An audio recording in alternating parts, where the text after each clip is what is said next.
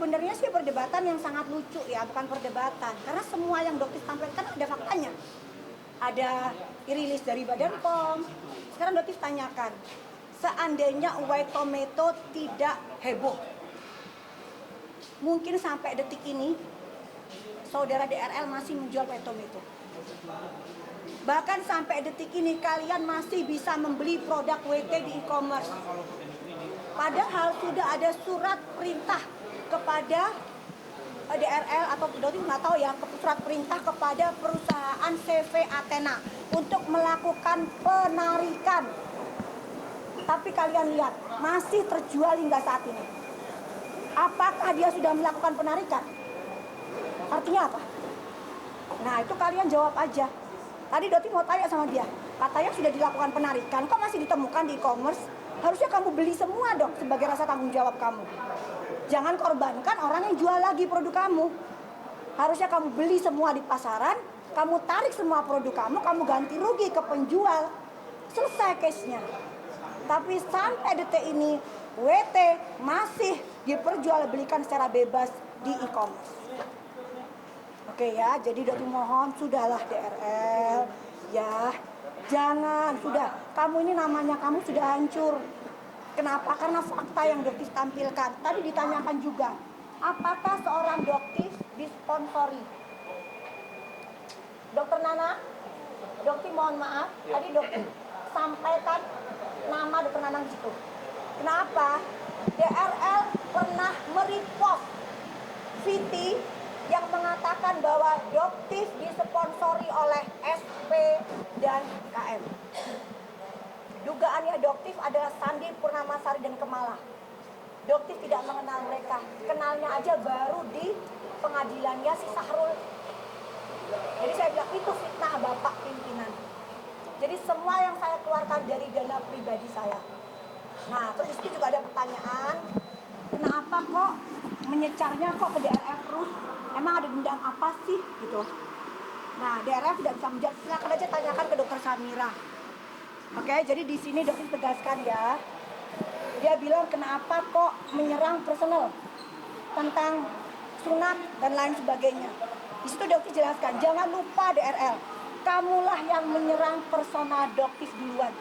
Kamu yang mengatakan Doktif diceraikan oleh pasangannya Doktif, Doktif dikatakan mandul lah, anak buah dari HN lah, dokter dan bla-blanya, kan kamu duluan. Gitu, ya. Jadi ayo, kalau kamu tidak menyerang personalnya Doktif, kemarin kamu mulai lagi bilang Doktif apa? Oplas lah apa, Doktif melakukan stem cell yang beneran, real. Gitu loh. Dan harusnya istirahat selama 1 bulan. Gitu loh. Ini ngoceh-ngoceh kayak gini, ini sebenarnya udah dinasihatin sama dokter Jok, jangan. Gitu loh, karena biar cepet. Gitu loh, untuk menghilangkan scar. Oh, hidungnya Doktif semuanya normal, kok nggak ada yang dioperasi gitu loh. Kok bisa kamu bikin lagi, giringan lagi, udah cukup. Udah, kamu fokus ke kasus kamu. Itu sarannya Doktif. Ya, sebentar lagi Doktif kan juga melaporkan atas pembahan dia yang memfitnah Doktif tentang Afizal, anak buahnya. Ya, Doktif pun melaporkan kamu, karena itu jelas fitnah. Fitnah itu keji loh. DRL dan kawan-kawan yang ikut SS. Kamu perbaiki, tobat. Gitu, ya. Cuman saya tadi kayaknya menghindar kan, kalian tahu ya, daerah nggak berani menghindar ya. Berarti Doktif mau tanya tadi, gitu, tentang kemu'alafannya yang benar, karena kalau sudah soal agama, jangan pernah mempermainkan agama yang Doktif anut. Ya, itu membangunkan serigala tidur. Ya, oke guys ya. Mungkin ada pesan dari Pak Adi, monggo silakan. Gimana ya, soal teknis aja sih paling. Jadi ini kan agenda hari ini adalah gelar perkara khusus. Itu sehubungan dengan laporan DSR, Tara DRL di Polres Jakarta Selatan, yang mungkin beberapa bulan lalu kita ketahui bahwa tahapnya ditingkatkan ke penyidikan. Makanya atas dasar itu kami pelajari kembali kasus-kasusnya, kami buka lagi bukti-buktinya. Kami menemukan sebuah fakta atau indikasi sebenarnya menurut hemat kami atau berdasarkan analisa kami, perkara ini sebenarnya tidak layak untuk ditingkatkan ke tahap penyidikan. Namun itu sudah ditingkatkan ke tahap penyidikan. Kemudian dengan adanya penyidikan, penyidik itu dibekali dengan kewenangan untuk melakukan upaya paksa. Misalnya penyitaan. Nah itu terjadi, itu direalisasikan oleh penyidik. Ada penyitaan terhadap dokumen elektronik, seperti diketahui akun TikTok, ada penyitaan terhadap handphone yang sama sekali tidak memiliki hubungan dengan tindak pidana yang diselidiki. Maka dari situ ada dugaan pelanggaran hukum.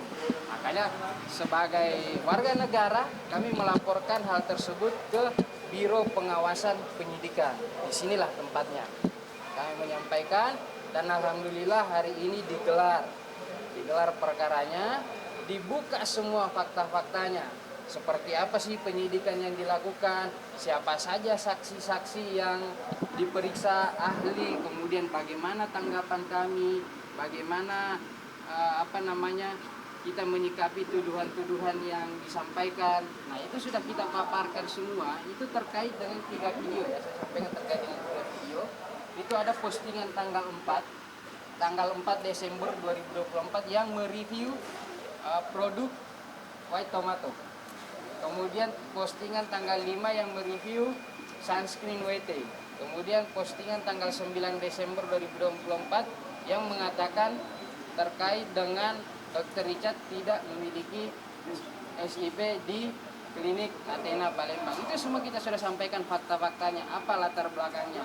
Produk white tomato kita sudah sama-sama ketahui dengan jelas bahwa sudah ada rilis dari BPOM misalnya, tidak benar produk itu ada teman intinya, kemudian relabeling, itu fakta.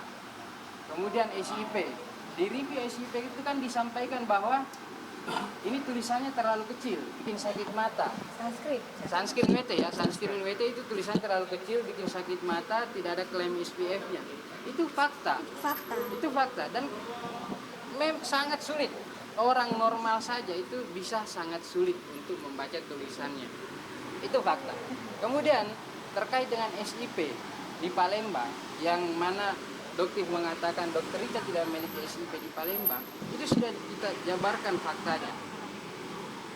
Pada saat Dokter dan dengan Dr. Nanang datang ke klinik Athena Palembang, di bagian lobi di bagian depan dulu tidak ada bagian papan. Depan ya, di bagian depan itu tidak ada papan praktek yang mencantumkan SIP Dr. Richard.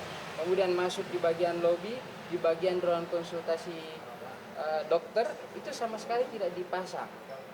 Dan ditanyakan kepada dokter yang melayani pada waktu itu ya, apakah ada SIP Dr. Richard, dan tidak dijawab.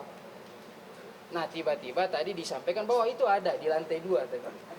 Ya silakan masyarakat yang menilai, nanti itu pengawas yang menilai seperti apa sebenarnya kejadiannya.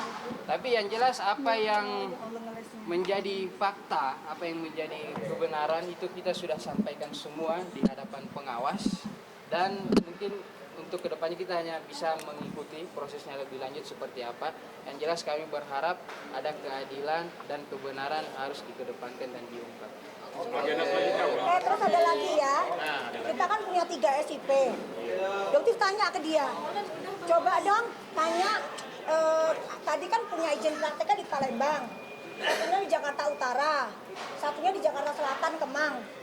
Kok bisa ya surat izin praktek jadinya di 9,5 jam pada saat podcast kayak Bandensu?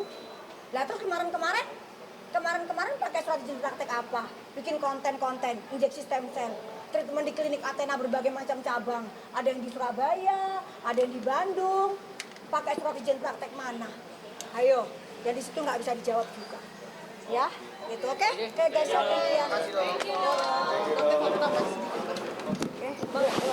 Oke, apa? Udah.